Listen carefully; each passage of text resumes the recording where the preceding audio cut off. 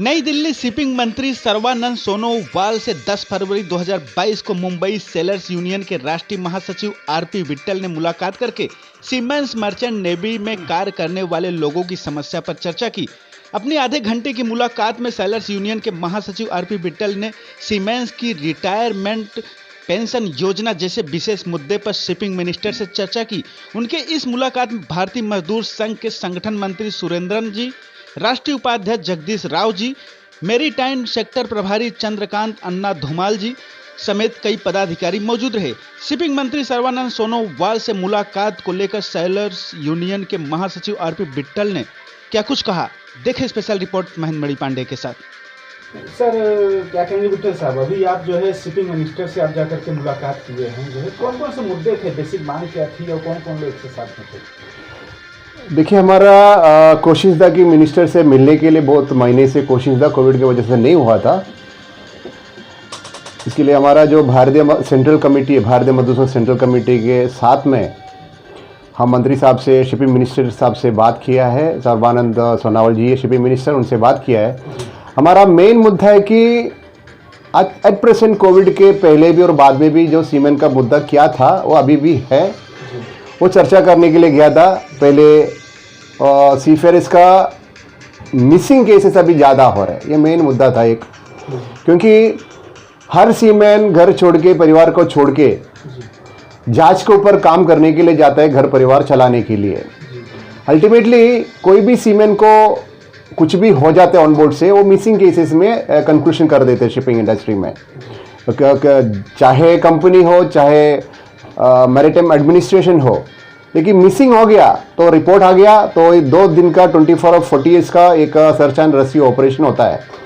उसके बाद में कोई भी उसके बाद में इन्वेस्टिगेशन नहीं होता है, ना प्रॉपर कॉम्पनसेशन मिलता है। मैंने जो डीजी शिपिंग साहब से एक इंफॉर्मेशन मांगा था, लगभग 3 साल से 48 सीफेयरर्स मिसिंग हो गया था। रिपोर्ट मिसिंग है क्या, मर्डर है क्या और सुइसाइड के कुछ मालूम नहीं। अल्टीमेटली जो भी चीज़ ऑन बोर्ड से होता है उसका मिसिंग किया जाता है। जी, लगातार देखा जाए तो तकरीबन 2-3 साल से आप जो है डीजी शिपिंग से इसकी मांग भी रखते रहे मिसिंग को लेकर के जो है, तो अभी तक फैसला क्या है? डीजी शिपिंग का फैसला अभी तक क्या है? देखिए, फैसला मतलब अभी मेरा इन्फॉर्मेशन के साथ में 48 सीफेयरर्स मिसिंग हो गया, उसका 18 सीफेयरर्स का डीजी शिपिंग ने रिसॉल्व किया। रिसॉल्व मतलब शरीर तो मिलेगा नहीं, मिसिंग केसेस में पानी में गिर गए क्या, मर गए क्या, सुइसाइड किया, कुछ पता नहीं है। मिसिंग केसेस में डीजीएस ने कंक्लूड करते हैं और कंपनी भी ऐसी कर देते हैं, लेकिन उसके बाद में कार्रवाई कुछ भी नहीं होता है। लेकिन जो भी पीएनआई के इंश्योरेंस कंपनी जो भी कॉम्पनसेशन मिलता है उसके परिवार को, उसका रिलेटिव को मिल जाता है। लेकिन 48 से 18 सीफेयरर्स का जो रिसॉल्व किया है, लेकिन बाकी 30 सीफेयरर्स का क्या है, अभी तक कुछ भी उसके बारे में कार्रवाई नहीं हुआ है। जो 10 फरवरी को मिनिस्टर से, शिपिंग मिनिस्टर से जो मुलाकात हुई, हाँ, तो उसमें मुख्य मुद्दे क्या क्या थे आपके? यही था, एक था ये मिसिंग केसेस था, फिर पेंशन, सीफेयर्स के लिए पेंशन आदि बहुत साल से, 60-70 साल से पेंशन नहीं है, ये मुद्दे पे हमारा बात हो गया। लेकिन जो मिसिंग सीफेयर्स के बारे में बात किया, तभी माननीय मंत्री जी ने हमसे एक सवाल पूछा है कि मिसिंग कैसे हो गया। इसका तो जवाब तो हम दे ही नहीं सकता है, वो डीजी शिपिंग दे सकता है और कंपनी दे सकता है। अभी हमको एक राय दिया कि मंत्री जी ने कि ये मिसिंग सीफेयरर्स के लिए डीजी शिपिंग को आदेश किया है कि ये पोर्टल बनाने की, only for the missing cases. ये पोर्टल अभी तक नहीं है, अभी पोर्टल बनाएगा, उसमें जो भी मिसिंग होता है सीफेयरर्स का पूरी इन्फॉर्मेशन हो जाएगा, उसमें कुछ डिटेल्स हो जाएगा, उसकी कार्रवाई करने के लिए आसान भी हो जाएगा। ये मिनिस्टर का एक सुझाव हमको दिया है। जी, आगे क्या रहेगा सर? आगे पेंशन का है। पेंशन देखिए, अभी 65 साल 70 साल से हमारे सीमेंट भाई काम किया है जज के ऊपर, लेकिन अभी तक रिटायरमेंट के बाद में पेंशन नहीं है। तो हमने मंत्री जी से बोला कि इतना साल से जो बेस होता है शिपिंग इंडस्ट्री का, जो जुना सीफेयरर्स होता है, अभी तो उनका एज है कि 60, 65, 70 के ऊपर भी हो गया, लेकिन अभी ये काल में, ये कोविड काल में उनको दवाई लेने के लिए भी पैसा नहीं है, नौबत में आ गया। हमने ये डिस्कशन किया कि उनके लिए रिटायर्ड सीफेयर्स के लिए पेंशन होना चाहिए और आगामी में जो भी सीफेयर रिटायर होने वाला है उनको भी पेंशन स्कीम चालू करने के लिए उनसे हमने ये रखा उनके सामने। उन्होंने बोला कि आपका राय किया सुझाव करने का कैसे है हमको लिखित रूप से दे दीजिए, हम इसके बारे में कार्रवाई करेंगे। तो क्या अभी जो रिटायर्ड सी वर्कर्स होते हैं जो काम करने वाले जहाँ काम कर रहे हैं, क्या उनको जो है रिटायर्ड पेंशन दिया जाता था कि नहीं? अभी कुछ नहीं क्योंकि सीफेयर्स वेलफेयर फंड सोसाइटी में साल पहले 200 रुपया देता था, मतलब मेमा करके। अभी 3 साल पहले वो भी बंद किया है। अभी 200 देखिए ये ज़माने में 200 कुछ भी नहीं है, लेकिन वो देने का सरकार से देने का वो भी बंद किया अभी, वो फुल स्टॉप किया। अभी रिटायर्ड सीमेन को कुछ भी नहीं मिलता है। इसके लिए हमारा मेन मुद्दा बहुत साल से ये बोलता था कि रिटायर्ड सीमेन को पेंशन स्कीम चालू करना चाहिए।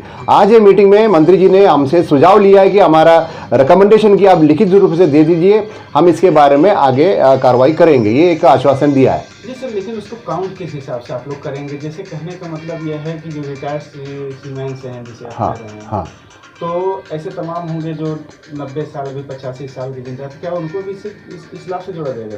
सब लोग को जुड़ाना चाहिए क्योंकि जो पुराना सीफेयर्स है, जो पुराना सीफेयर्स हमारा बेस है, लोग ने शिपिंग इंडस्ट्री को आगे किया है।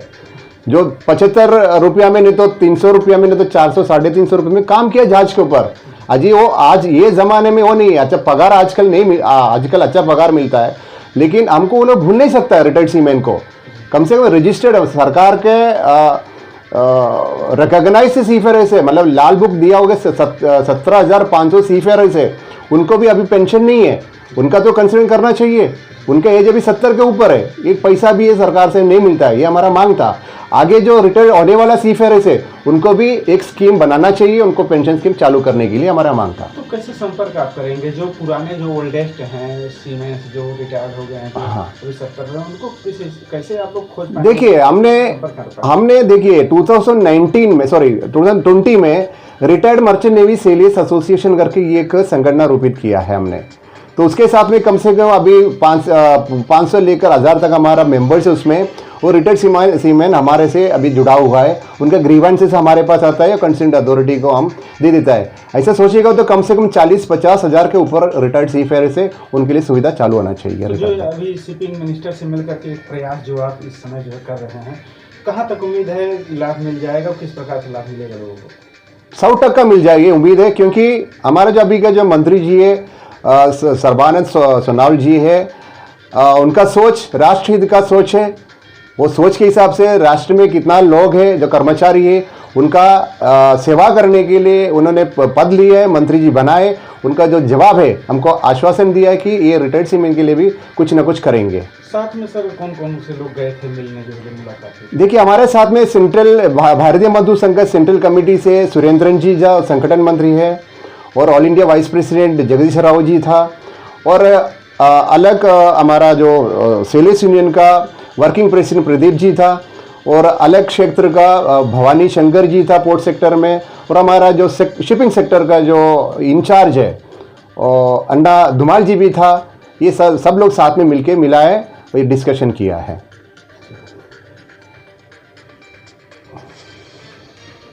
सर एक और सवाल कि 2016 में आप अंडमान निकोबार आप गए थे जो है, और वहाँ की तमाम समस्याएं थी, तो उस समस्या का पूरा निदान हो चुका है या उस समस्या को लेकर आज भी कहीं पेंडिंग कुछ पड़ा हुआ है?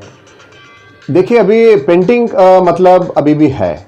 मैंने 2016 में अंडमान निकोबार आइलैंड्स में गया था।